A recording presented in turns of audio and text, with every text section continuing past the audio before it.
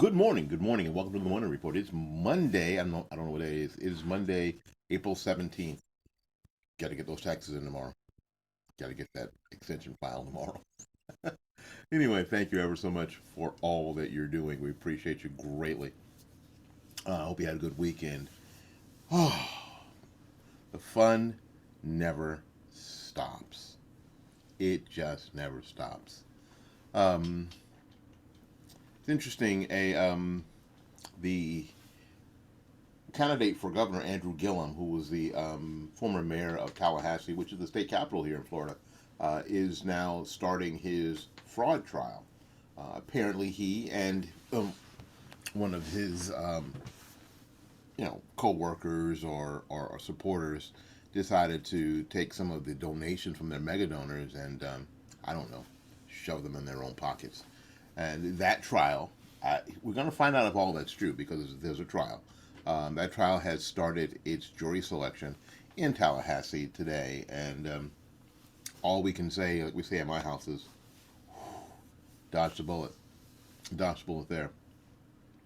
Um, and this was Ron DeSantis' first race that supposedly Trump helped him so much that he barely won within a few percentage points. To Andrew Gillum, who was found later drunk, puking in a hotel room with a male prostitute.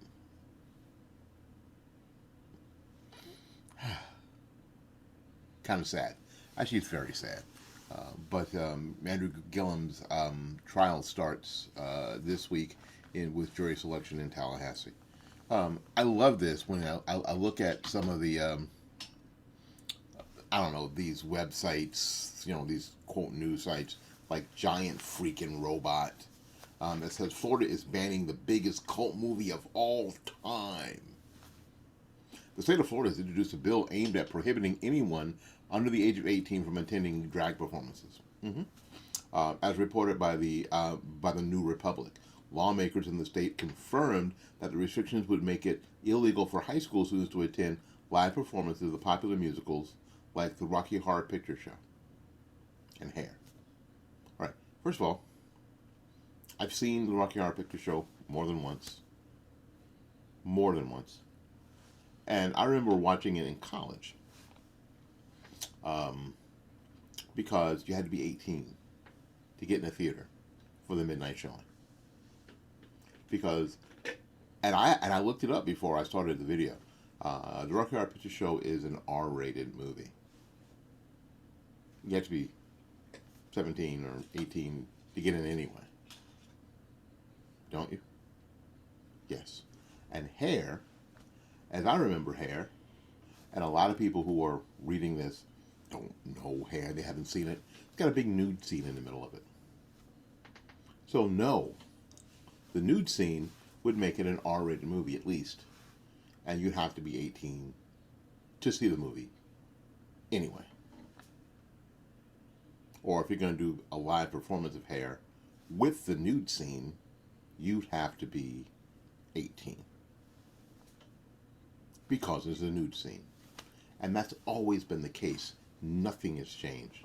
What we have to be very, very aware of is that the left will throw up these red herrings. Like, oh my God, the sky is falling.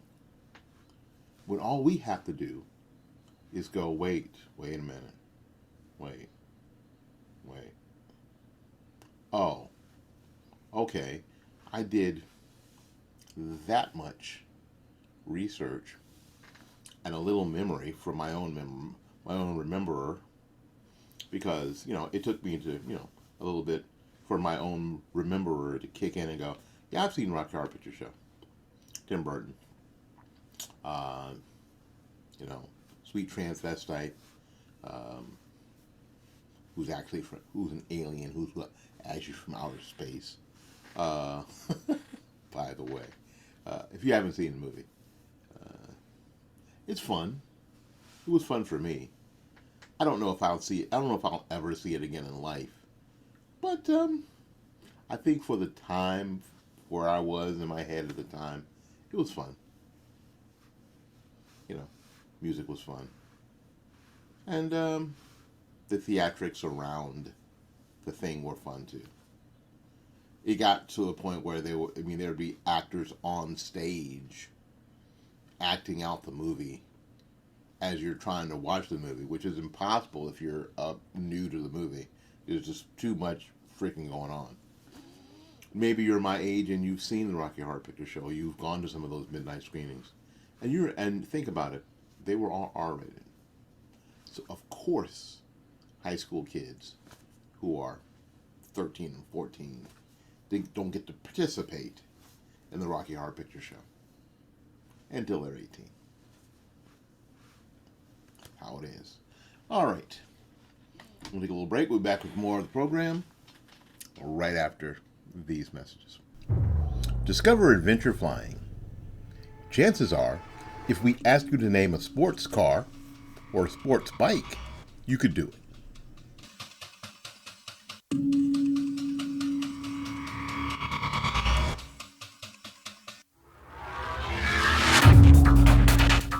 But what about a sport plane?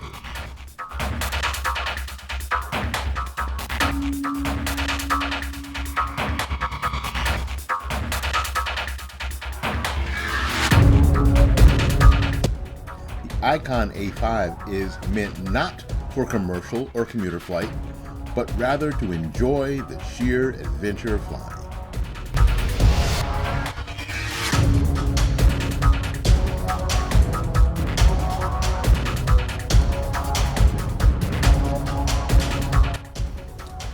It turns flying from a mode of transportation to a sport.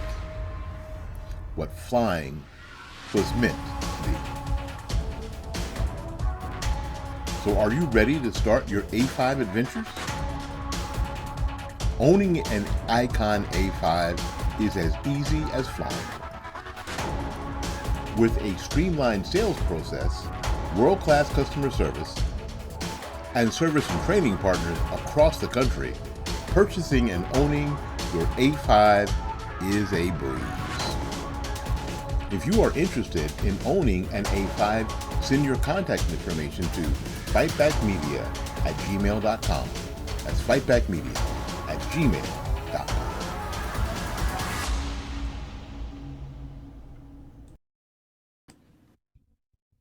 Well, welcome back. This is the Morning Report. My name is Willie Lawson. The Morning Report is a production of fightbackmedia.com, fightbackmedia.com, fightbackmedia.com, and fightbackmediatv.com. I trust that you are well this fantastic day. It's a little rainy out behind the wall, so it's a little rainy out. But, we haven't had any real rain in weeks, months here, really. So I guess that we could use a little rain. I don't like being out in it, but, it is what it is. Sad thing. A former Planned Parenthood executive committed suicide days after police failed to arrest him on child pornography charges. And why I say it's sad is because when someone loses their life, it's sad.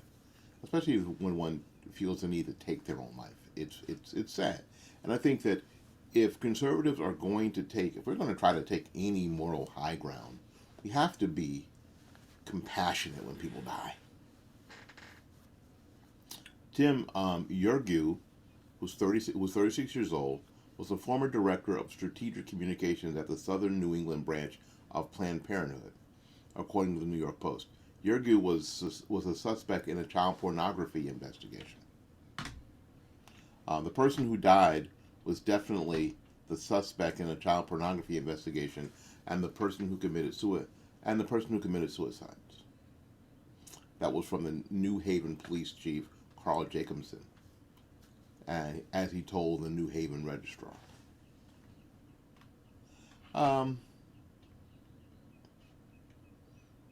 Oli London, from Oli London TV, tweeted, Planned Parenthood former communications director commits suicide after police raid his house for indecent videos of children being sexually assaulted. Tim Yurgu, the former director of strategic communication at the Southern New England branch of Planned Parenthood, had it is terrible. It's terrible. Been under investigation by police and had his house raided as part of their investigation 5 days prior to his suicide. Planned Parenthood is one of the nation's leading organizations that facilitates medical transitions on vulnerable teens and has lobbied for children to be genetically mutilated in the name of gender affirming care. Well, it's Planned Parenthood shifting their business models, going where the money is. States are deciding that you can't kill their babies anymore, so they are shifting to gender affirming care.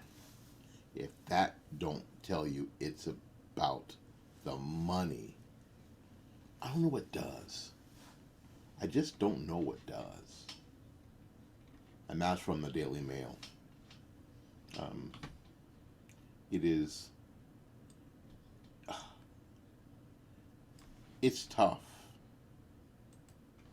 It's tough. Um,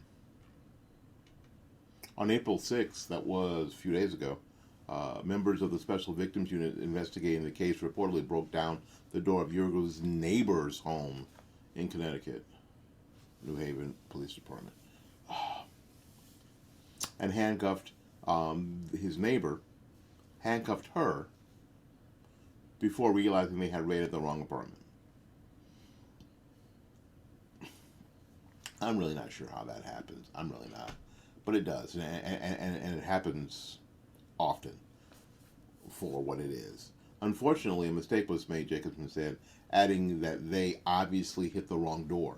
We feel for that woman, and we're doing everything we can to make it right. Now, I'm not sure what that is, because the neighbor, Stacy Windsor, said that she relives the event every time she walks down her hallway. What if she had a gun permit? What if I came down the hallway with a gun? Would I have gotten shot? Yes, you would have gotten shot. What if my 4-year-old had woken up? Would they have shot him? Probably not. Windsor told the Register, you just don't do that to people. Police reportedly asked Windsor during the raid, where was a man located? I was like, what man? I'm here with my children. She said, they asked, who's Tim? She said, that's my neighbor downstairs. What sort of Keystone Cop BS is that? At that point, the police realized that they were in the wrong place. The officers told her they had been conducting surveillance on her neighbor.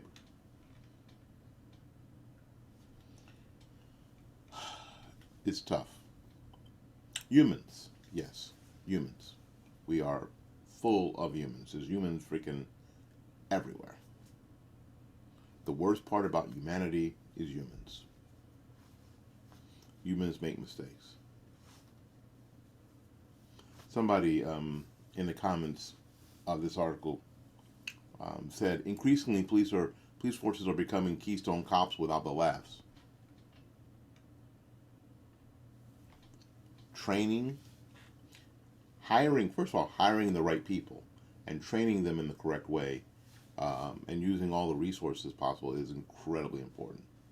And some of these police forces, they get the equipment sometimes, but they do not get the commensurate training. My opinion. No knock warrants figure in, and without, again, another tool. The problem is if you're not trained to use that tool, it can be very dangerous for the person using it and the people it's being used on. So yes, it's really hard.